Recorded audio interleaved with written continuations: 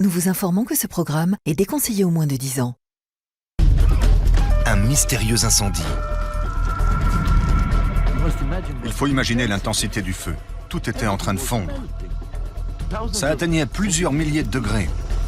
Une chose pareille est inconcevable à Monaco. Un sanctuaire pour grande fortune. Un Américain pris dans la tourmente. J'ai fait ce que j'avais à faire pour assurer la sécurité de ma famille. Et des factions effrayantes. Il y avait l'affaire Iran-Contra, la mafia russe. Des terroristes tchétchènes et même le Mossad. Une ombre plane sur le paradis. Vous allez découvrir l'une des affaires les plus fascinantes de ma carrière dans cet épisode de crime en haute société.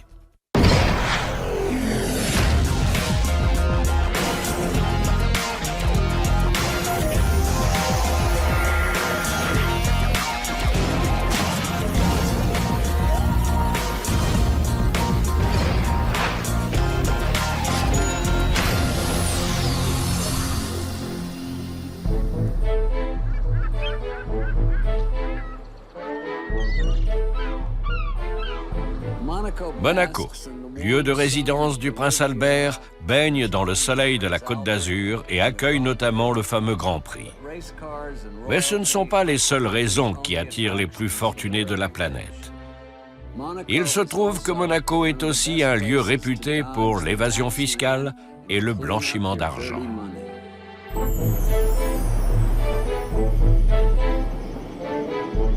« 3 décembre 1999. Le soleil va bientôt se lever et les résidents de la petite principauté dorment encore.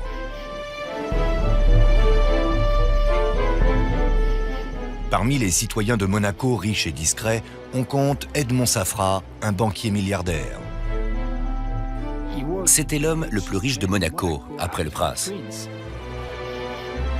Edmond Safra et sa femme Lily possèdent le plus grand appartement terrasse de Monaco, un vaste duplex au sommet d'un édifice bancaire de 6 étages, appelé la Belle Époque. Dans le hall d'entrée du rez-de-chaussée se trouve un concierge.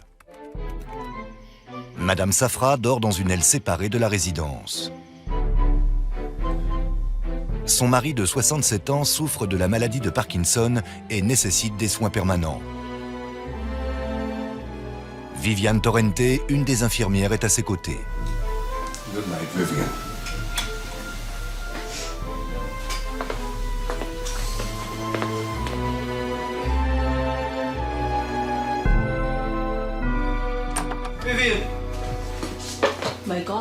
Soudain, Ted Maher, un autre infirmier, entre dans la chambre, un couteau planté dans le ventre. Il dit à Edmond Safra et à Viviane Torrente qu'il a été agressé. 2 personnes étaient entrées par effraction, je ne savais pas où elles étaient. Ted Maher explique qu'il était assis dans le couloir et que quelqu'un l'a frappé par derrière. Mais il s'est défendu.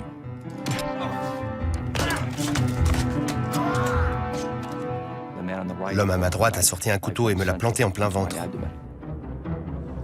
Ted Maher dit à Viviane Torrente d'emmener Edmond Safra dans la salle de bain et de verrouiller la porte.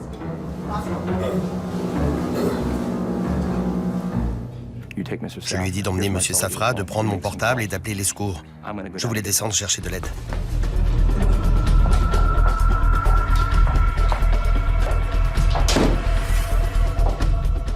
Ne vous en faites pas, tout va bien se passer. Ted Maher se dit qu'il doit alerter la police. J'ai pensé à l'alarme incendie, c'était une bonne idée. J'ai pris un bout de papier dans ma main libre et je l'ai allumé.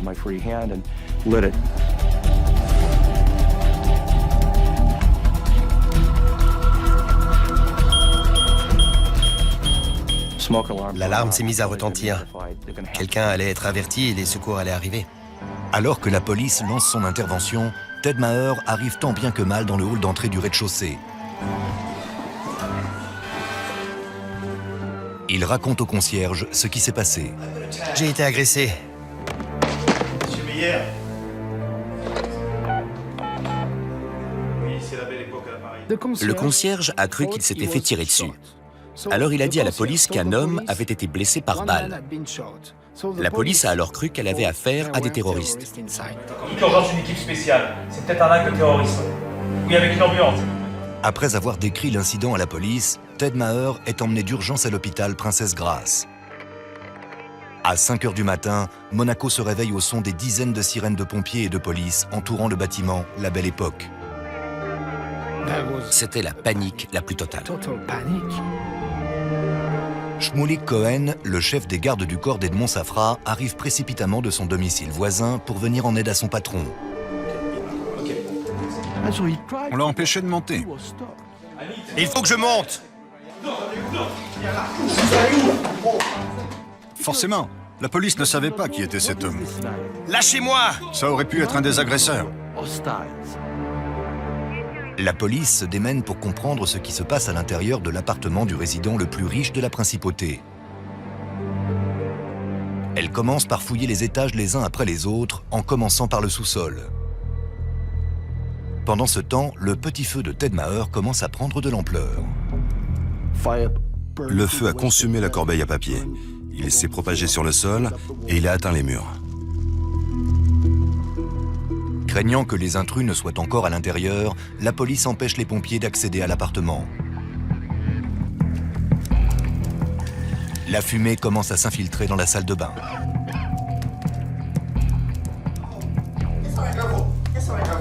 Edmond Safra et Viviane Torrente appellent les secours. À 6 heures, réveillée par l'alarme, Lily Safra parvient à sortir de l'immeuble. Mais quand elle apprend que son mari est encore à l'intérieur, elle tente d'y retourner. Un policier l'en a empêché. Comment Madame Safra aurait-elle pu lutter contre 2 intrus armés et un incendie? On a vu des pompiers sur le toit, mais on n'a pas vu de flammes. On voyait seulement de la fumée.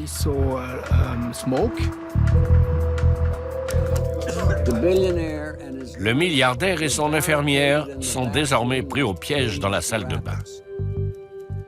Je ne peux qu'imaginer la terreur qu'ils ont dû ressentir.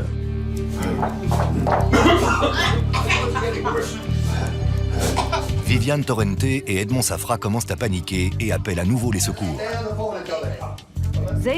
Ils ont d'abord parlé à Madame Safra, puis à une autre infirmière qui se trouvait dans un hôtel voisin, et même à la police. Envoyez vite quelqu'un. Maintenant! Plus d'1 heure après le début de l'incident, la police dit à Edmond Safra de ne pas bouger car les secours vont arriver.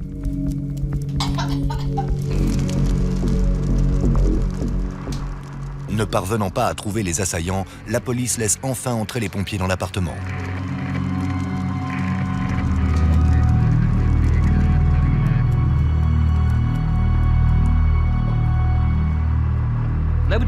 Personne n'a pu entrer jusqu'aux environs de 7h30. La situation était chaotique. Tout le monde criait et s'agitait dans tous les sens.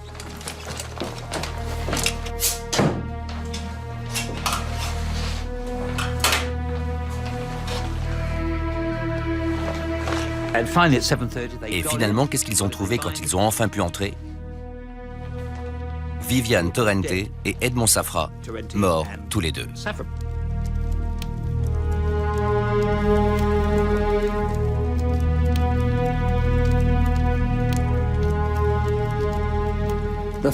L'incendie est éteint, mais une épaisse fumée entoure encore cette affaire. Comment 2 assassins armés de couteaux ont-ils pu entrer et ressortir de l'appartement d'Edmond Safra sans être repérés? La police compte bien tirer tout ça au clair.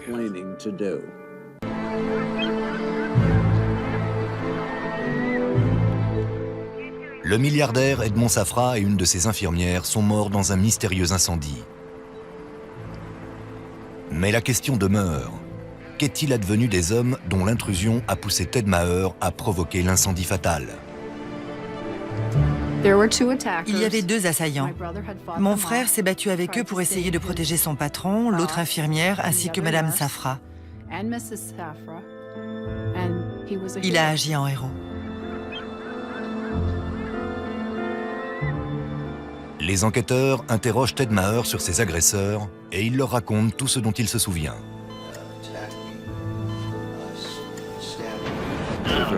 Ils étaient habillés en noir, ils étaient grands, plus d'1,80 m. Celui qui a sorti le couteau était manifestement un professionnel entraîné. Ce n'était pas juste un voyou venu voler des tableaux. Il était clair qu'il savait parfaitement ce qu'il faisait. Monaco, considéré comme un havre de paix pour les plus fortunés, est sous le choc de l'agression. Une des caractéristiques de Monaco, c'est qu'il n'y a aucune violence, quelle qu'elle soit, pas même des suicides. Tout ça fait partie d'un mythe, d'un Monaco paradisiaque.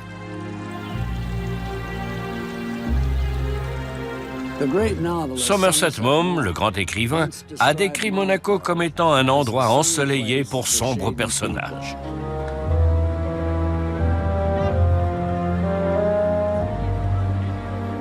Il n'y a ni clochard, ni mendiant, et pratiquement pas de crimes violents dans ce pays 4 fois plus petit que Central Park à New York.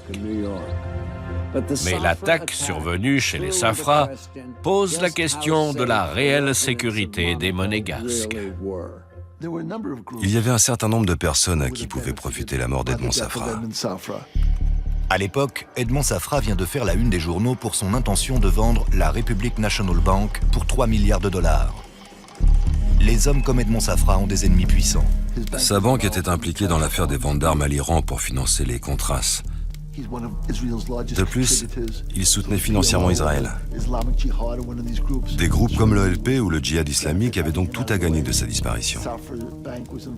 La banque d'Edmond Safra était aussi mêlée à une opération de blanchiment d'argent en Russie, sur laquelle enquêtait le ministère de la Justice.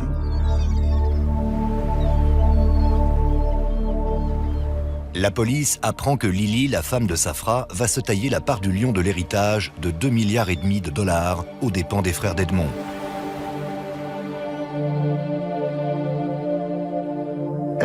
Le testament d'Edmond Safra a été modifié environ 2 semaines avant sa mort, limitant la part perçue par les frères du défunt. Mais Lily s'est mariée avec plusieurs centaines de millions de dollars à son propre actif, et tous s'accordent à dire que sa relation avec Edmond était solide. Les enquêteurs écartent vite l'hypothèse selon laquelle elle pourrait être mêlée à cette affaire. Ils menaient un train de vie luxueux.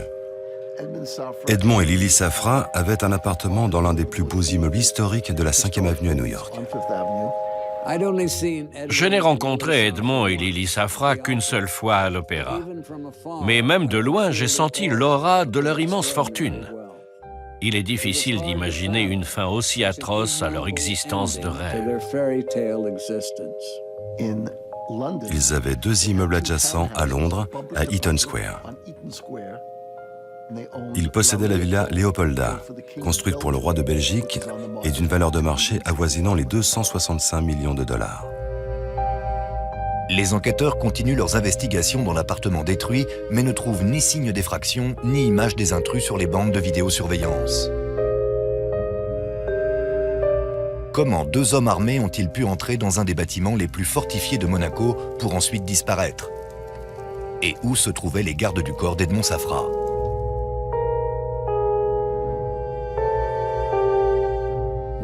Chez lui, il y avait des gardes armés de pistolets mitrailleurs derrière chaque plante verte.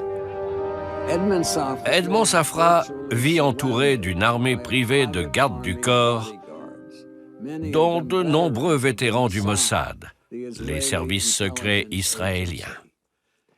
Mais aucun d'eux n'est de service la nuit où meurt Edmond. À l'hôpital, la police interroge à nouveau Ted Maher. Cette fois, elle fouille dans son passé pour essayer de comprendre ce qui a motivé cet infirmier américain à venir s'installer à Monaco. Ma mère conduisait un bus scolaire et mon père était réparateur de téléphone. C'était une famille très stricte, très rigoureuse et disciplinée. Je suis l'aîné de 5 enfants. On n'était pas très riches, même si on ne manquait de rien. Tout ce qu'on voulait, on devait travailler pour l'obtenir. Après son service militaire et sa formation d'infirmier, Ted Maher devient un infirmier en néonatologie réputé à New York. Un jour, les parents de jumeaux dont il s'occupe le recommandent à un de leurs amis, Edmond Safra.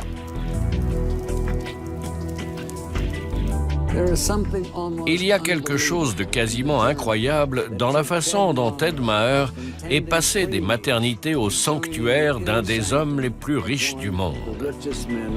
Le passé modeste de Ted Maher contraste terriblement avec celui d'Edmond Safra. Ted n'avait jamais été exposé à autant de luxe dans sa vie. C'était vraiment un rêve devenu réalité pour un infirmier à domicile. Mais désormais, avec la mort de son patron et 2 coups de couteau dans le ventre, le rêve de Ted Maher s'effondre. Lily Safra fait venir Heidi, la femme de Ted, qui vit à New York pour être auprès de son mari. La police s'intéresse aussi à Madame Maher. Heidi a été interrogée pendant 2 ou 3 heures par la police. Elle est sortie pour prendre un café et une voiture est arrivée. Elle ne savait pas que c'était la police.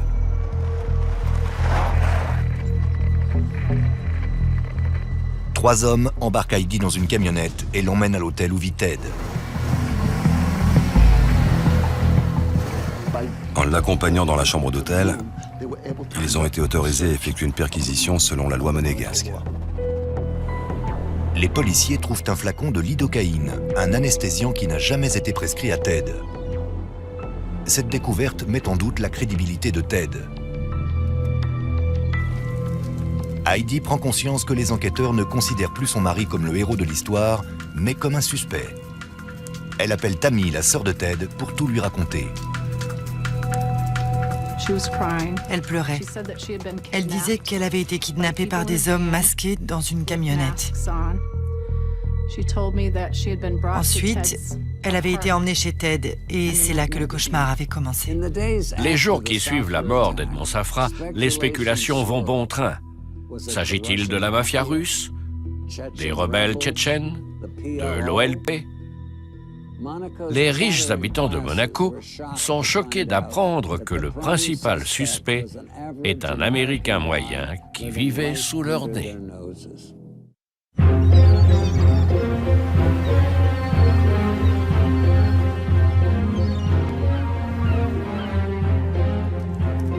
24 heures après la mort d'Edmond Safra et de Viviane Torrente, son infirmière, les enquêteurs désemparés ignorent tous les assaillants armés qui seraient entrés dans l'appartement.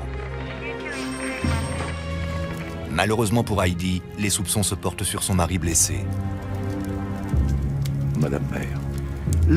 Madame Maher a quitté New York en pensant qu'elle allait retrouver son mari, un héros.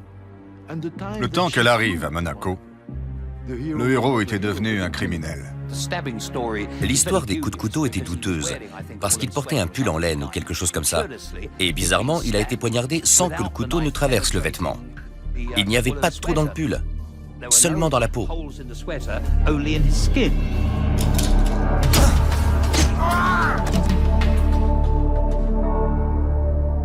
La police découvre également que le couteau récupéré dans le hall du bâtiment semble être de modèle identique à un couteau que possède Ted Maher.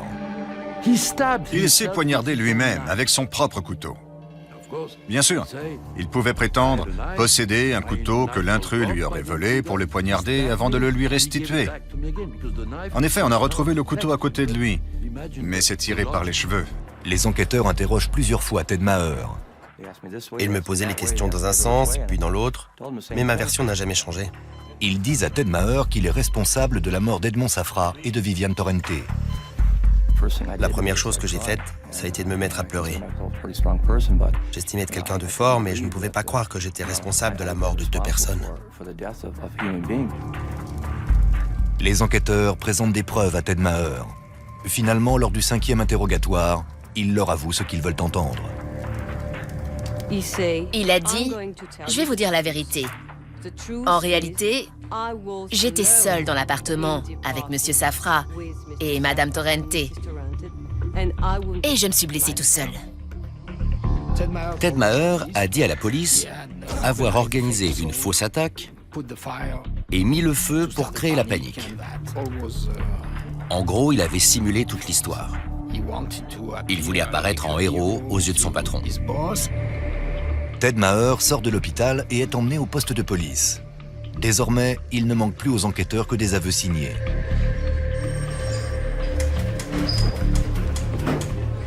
Il Ils ont le passeport de sa femme comme monnaie d'échange. Ils m'ont présenté le passeport de ma femme ainsi qu'une photo de mes enfants et m'ont dit « On sait qu'ils sont jeunes. Leur mère ne va pas les revoir avant un bout de temps. » Ted Maher sent que le futur de sa famille est en jeu. Un des enquêteurs m'a dit que je devais signer, sans quoi ma femme ne serait pas relâchée. Alors j'ai signé parce que je n'avais pas le choix. J'ai fait ce qu'il fallait pour la sécurité et le bien-être de ma famille. À peine 3 jours après l'incendie fatal, alors qu'on enterre Edmond Safra à Genève, lors d'une conférence de presse, le procureur en chef de Monaco annonce l'inculpation de Ted Maher pour incendie criminel. Pour lui, M. Safra était un employeur excellent. Il voulait simplement attirer l'attention sur sa personne. Madame Safra n'arrivait pas à y croire. C'était la stupéfaction. Pourquoi? Pour quelle raison? Qu'est-ce qui peut pousser quelqu'un à faire ça? Quand j'apprends les aveux de Ted, je suis immédiatement sceptique. L'affaire est bouclée bien trop vite et trop facilement. Le coupable a été arrêté et les rues de Monaco sont à nouveau sûres. Mais Ted Maher a-t-il vraiment fait tout ce dont il s'accuse dans le seul but de passer pour un héros aux yeux d'Edmond Safra? Permettez-moi d'être non pas cynique, mais réaliste. Ce qu'il recherchait n'était pas tant l'amour d'Edmond Safra, mais plutôt la récompense d'Edmond Safra. Et soyez sûr que si les choses s'étaient passées comme prévu, si Edmond Safra s'était retrouvé en grand danger et que Ted Maher lui avait sauvé la vie, il aurait reçu une telle récompense qu'il aurait pu se la couler douce pour le restant de ses jours. La prison de Monaco ressemble plus à un hôtel qu'à une prison. Il y avait l'air conditionné. Ted avait une cellule avec vue sur la Méditerranée. Il y avait un réfrigérateur, un lit confortable, un endroit où s'asseoir pour écrire. J'y étais un jour quand ils ont apporté le repas. En entrée, ils ont servi un avocat vinaigrette et comme plat principal, un poisson frais avec une sauce au beurre blanc. Ted Maher passe 2 ans dans la luxueuse prison monégasque. Il est interrogé à 9 reprises par les enquêteurs et à chaque fois, il raconte la même version que celle de ses aveux. Mais dans son esprit, il sait qu'il y avait des intrus, même si personne d'autre ne les a vus. Vous vous rendez compte? Savoir la vérité alors que les gens vous traitent de meurtrier, d'assassin, de tueur à gages et de toutes sortes de choses, tandis que vous ne pouvez pas vous défendre. La date du procès est enfin fixée au 21 novembre 2002. Pour défendre Ted, Heidi Maher embauche Michael Griffiths, un avocat américain. Ted insistait sur le fait qu'il avait bien été poignardé. Je lui ai expliqué que je pouvais l'aider et même faire annuler ses aveux. Je savais au plus profond de moi que la vérité le ferait libérer. Mais vu les conseils juridiques qu'il avait reçus, il pensait qu'à ce stade, on ne le croirait plus.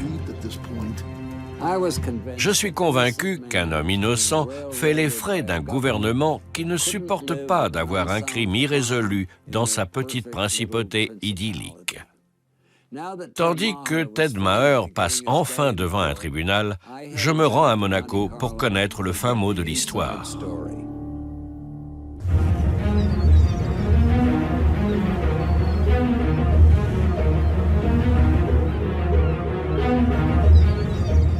À Monaco, l'automne est arrivé et Ted Maher, infirmier de son état, va passer en jugement après presque 3 ans en prison.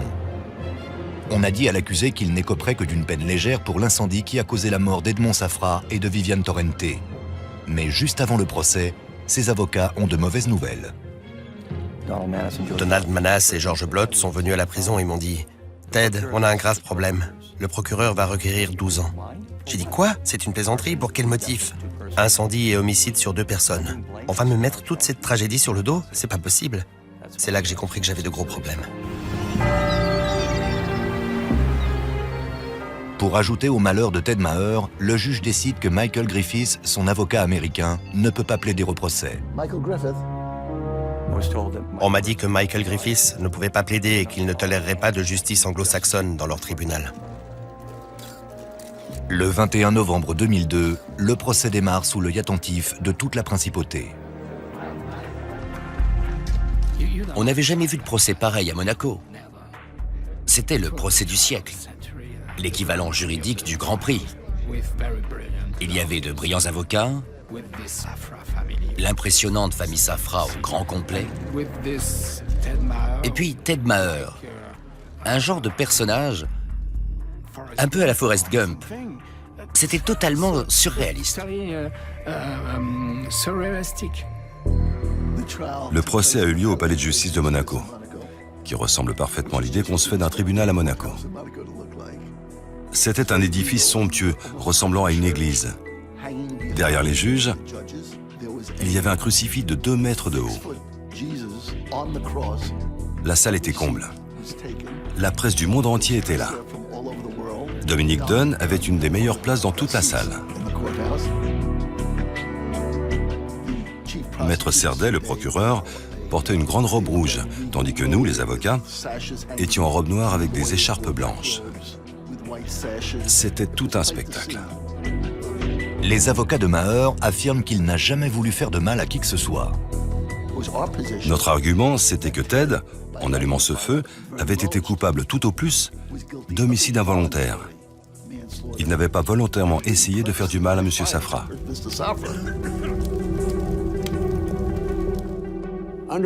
Comme l'autorise la loi monégasque, Lily Safra, l'épouse de la victime, a la possibilité de se porter partie civile.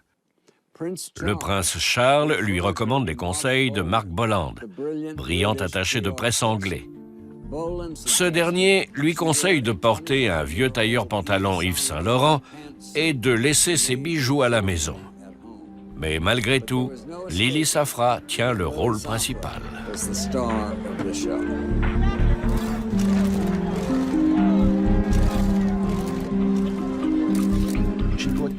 Elle a fait venir de Suisse un certain Marc Bonan, un avocat de renom, ainsi que Georges Kejman, ancien ministre délégué auprès du ministre de la Justice français.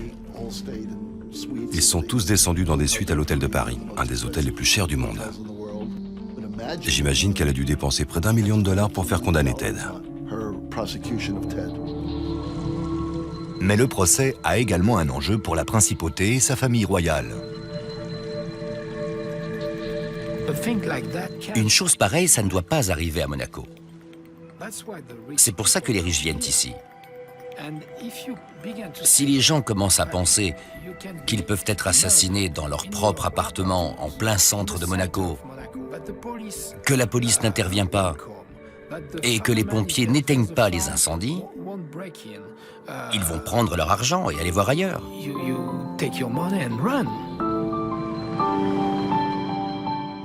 Face à la fortune de Lily Safra et à celle du gouvernement monégasque, Ted Maher est pratiquement démuni. Je savais que j'étais dans le pétrin et j'étais conscient qu'ils avaient absolument toutes les cartes en main dans cette partie. Le problème, c'est que c'était ma vie qu'on jouait.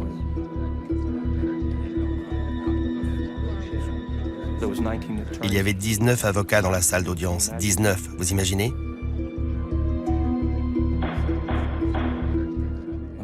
Malheureusement, pas un seul ne représentait Ted Maher.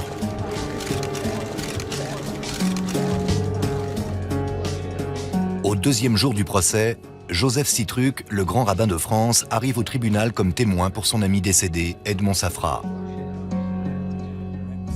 La loi monégasque autorise l'accusé Ted Maher à interroger directement le témoin. Quand est venu le moment des questions, personne dans la salle n'a rien eu à lui demander. Mais moi, si.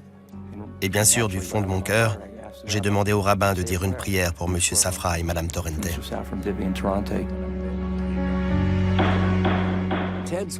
La demande de Ted est si bizarre que je commence à me demander s'il a toute sa tête.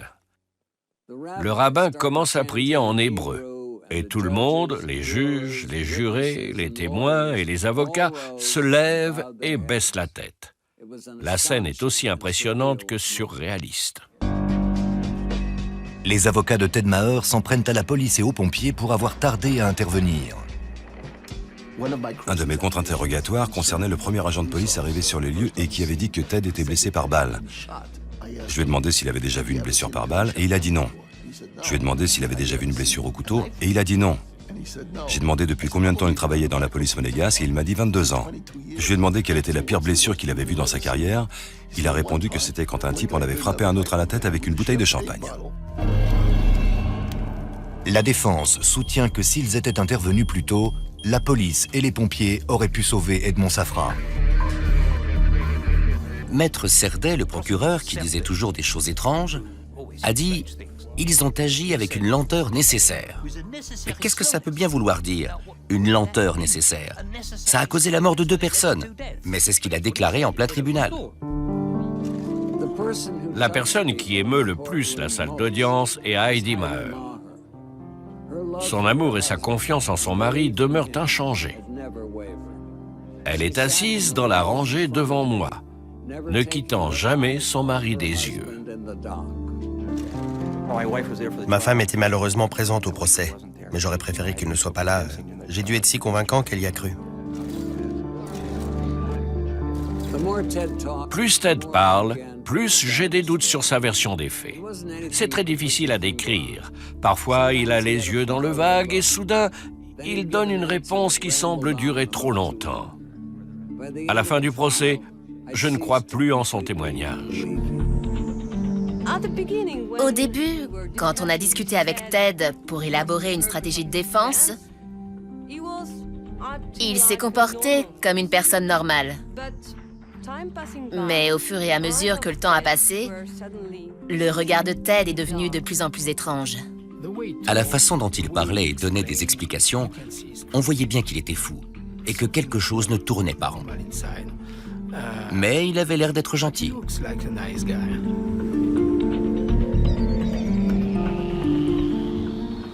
Après 10 jours de témoignage, le sort de Ted Maher repose entre les mains de 3 jurés et de 3 juges. On m'a dit que je pouvais quitter la salle d'audience après 12 jours de procès. Je suis sorti, j'ai eu à peine le temps d'aller aux toilettes et de boire un verre d'eau que 45 minutes plus tard, on m'a dit d'y retourner. Un journal français parle de l'accusé comme étant Dr Ted et Mr Maher, en référence à Dr Jekyll et Mr Hyde. Il semble qu'il y ait 2 personnes à l'intérieur de Ted. Et je me demande laquelle va être jugée par la cour. Le père aimant et infirmier dévoué, ou l'âme profondément troublée que j'ai vue lors du procès.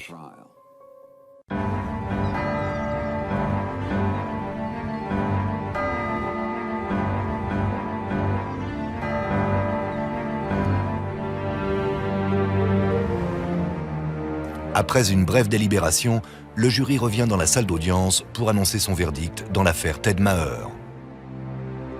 Je n'arrivais pas à y croire. Ils ont délibéré en moins de 45 minutes alors que c'était l'un des plus gros procès de l'histoire de Monaco. Puis le président a lu une déclaration manifestement écrite à l'avance et qui a duré 1h20.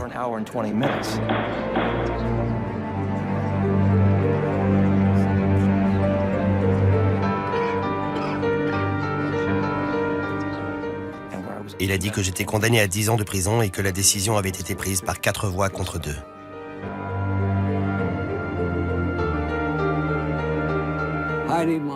Heidi Maher utilise son téléphone portable pour appeler sa mère dans l'État de New York.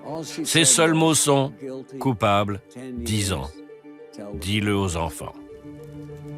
Quand elle me rend le téléphone, je m'aperçois qu'elle est en larmes. J'ai de la sympathie pour cette femme qui est venue soutenir par sa présence quelqu'un qu'elle aimait et vénérait, avant de découvrir que ce n'était qu'un vulgaire criminel. De façon étrange, Ted demande pardon publiquement auprès des familles Safra et Torrente. Heidi me racontera plus tard avoir eu envie de se lever pour lui demander s'il n'avait pas oublié sa femme et ses enfants. Le mariage a clairement atteint son point de rupture. Elle a abandonné. Elle en avait marre de toute cette histoire. Marre des médias, marre de se battre. Elle voulait juste tourner cette page de sa vie. Elle l'a cru coupable. Ça fait vraiment très mal. Mais je l'aime toujours. Heidi décide de quitter Ted. Désormais, l'infirmier américain doit purger 10 ans de prison. Ils ont essayé de me pousser au suicide. Littéralement, ils m'ont rendu la vie impossible. Mais j'ai tenu bon. Je ne voulais pas céder parce que je savais qu'un jour je sortirais et que la vérité serait enfin dévoilée. Si j'avais mis fin à mes jours, je n'aurais jamais pu dire la vérité. Après 8 semaines d'incarcération, Monaco a tourné la page Ted Maher et Ted Maher compte en faire autant avec Monaco. En compagnie de son camarade de cellule, un voleur italien du nom de Luigi Ciardelli, il met au point un plan d'évasion. Si vous aviez vu les 7 rangées de barreaux, ça paraissait strictement impossible de passer au travers. C'était tout simplement inconcevable d'imaginer pouvoir s'évader par la fenêtre.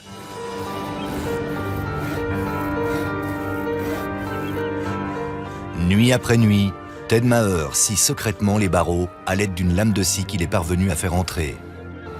Après des semaines de travail, il prend la clé des champs avec son co-détenu. Ils ont attaché des draps, comme dans les vieux films, et ils sont sortis de la prison en passant par la fenêtre. On n'avait jamais entendu parler d'évasion à Monaco, jamais. La nuit du 21 janvier 2003, le jour de l'anniversaire de ma sœur, je me suis évadé. À peine sorti, mon co-détenu m'a abandonné. J'ai traversé Monaco à pied et j'ai même salué 3 policiers. Ensuite, j'ai marché aussi vite que je pouvais et je suis arrivé à Nice. J'ai pris une chambre dans un petit hôtel en prétendant que ma voiture était tombée en panne. Il m'a appelé et m'a souhaité un joyeux anniversaire. Il m'a dit « Ma voiture est tombée en panne, je suis à la réception d'un hôtel et j'ai besoin d'un numéro de carte de crédit pour prendre une chambre. J'ai tout perdu et j'ai besoin d'aide. » Alors je lui ai donné mon numéro de carte.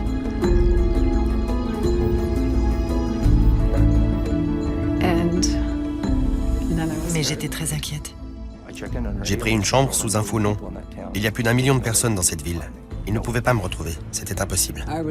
Je suis sous le choc. L'évasion de Ted est une première à Monaco depuis plus de 50 ans. Mais combien de temps va-t-il tenir en cavale, dans un pays où il n'a ni argent, ni amis, et dont il ne parle pas la langue?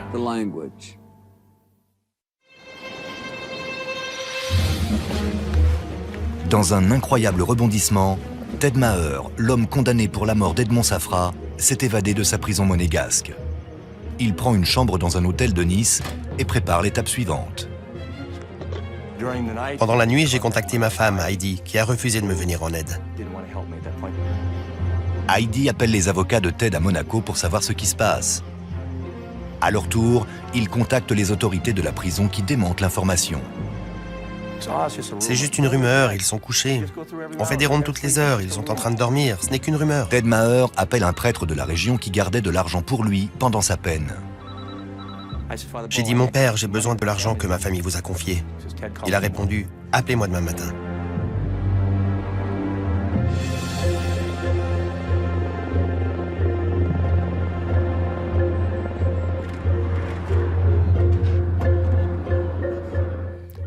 Le lendemain matin, j'ai rappelé le père Peter Ball. Je l'ai entendu dire, l'homme que vous recherchez est au téléphone. Ted Maher comprend alors que la police est avec le prêtre. Il doit partir au plus vite.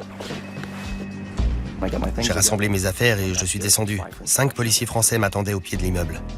J'avais été trahi par ma femme, par mon avocat et par un prêtre. C'était la totale. Ted Maher est arrêté avant d'être extradé à Monaco.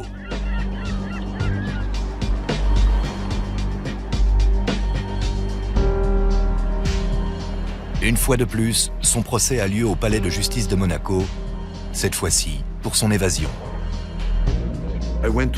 Je me suis rendu au procès pour son évasion et j'ai découvert que Ted Maher n'avait pas changé.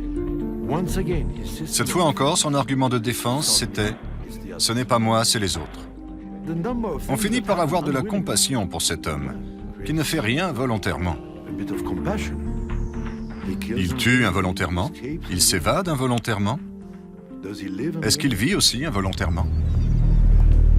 Pour son évasion, Ted Maher se voit ajouter une année supplémentaire à sa peine de 10 ans. Il a du mal à se faire à l'idée de cette longue peine de prison. C'est un sacré dur à cuire. Il a une plus grande foi en Dieu que moi.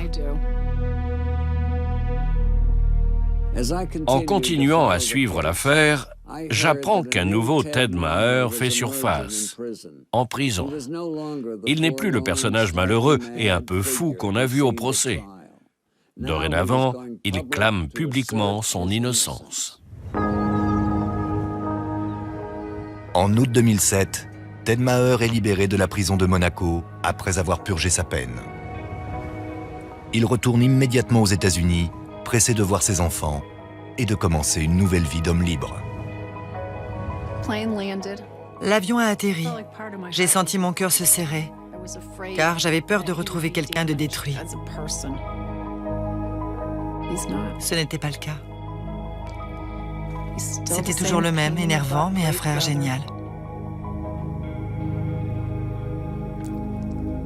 Je suis contente qu'il soit de retour. La première chose que j'ai reçue en arrivant aux États-Unis, c'est une mesure d'éloignement m'empêchant de voir mes enfants. J'imagine que ma femme a paniqué en comprenant que finalement, j'allais m'en sortir vivant. À ce jour, je n'ai toujours pas vu mes enfants et je continue de me battre pour ça. Ted Maher a été accusé à tort et condamné pour quelque chose qu'il n'a pas fait. Il y a des gens qui ont tiré profit de la mort de M. Edmond Safra. Et ces personnes savent qui elles sont. Elles savent ce qu'elles ont fait et ce qu'elles n'ont pas fait. Toute histoire provenant des autorités monégasques, toute version officielle est presque à coup sûr un mensonge. Je pense que c'est quelque chose qui fera toujours partie de la grande épopée de Monaco. Je ne sais pas si on connaîtra un jour la vérité. Ted Maher a causé la mort de 2 personnes. Les choses sont très simples. Aujourd'hui encore, des personnes qui savent que j'étais avocat à ce procès me prennent en aparté et me demandent avec un regard complice « Franchement, Marc, tu crois vraiment qu'il n'y avait rien d'autre ?» Non seulement je le crois vraiment, mais plus que ça, je suis objectivement convaincu qu'il n'y avait rien d'autre. J'ai d'abord pensé que Ted Maher était une victime, puis qu'il était tout simplement fou. Aujourd'hui, avec les années, tout ce que je sais avec certitude, c'est qu'Edmond Safra a emporté la vérité dans sa tombe. C'était Dominique Dunne. Merci de nous avoir suivis.